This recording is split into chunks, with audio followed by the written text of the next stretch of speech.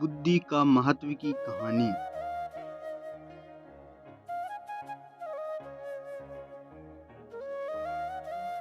एक बुद्धिमान राजा था।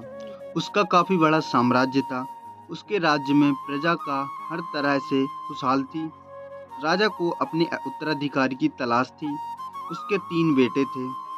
राजा इस पुरानी परंपरा को नहीं निभाना चाहता था कि सबसे बड़े बेटे को ही गद्दी पर बिठाया जाए।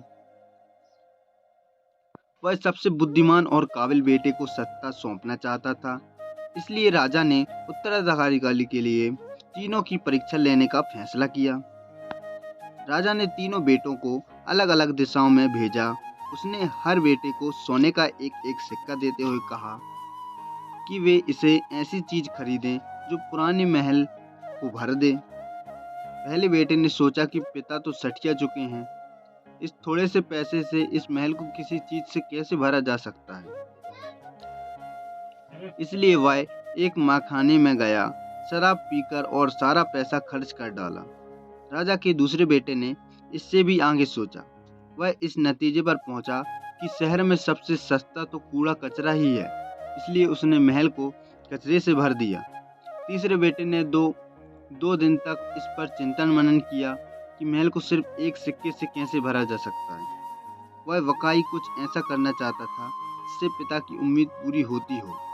उसने मोमबत्तियां और लोबान की बत्तियां खरीदी और फिर पूरे महल को रोशनी और सुगंध से भर दिया। इस तीसरे बेटे की बुद्धिमानी से खुश होकर राजा ने उसे अपना उत्तराधिकारी बनाया।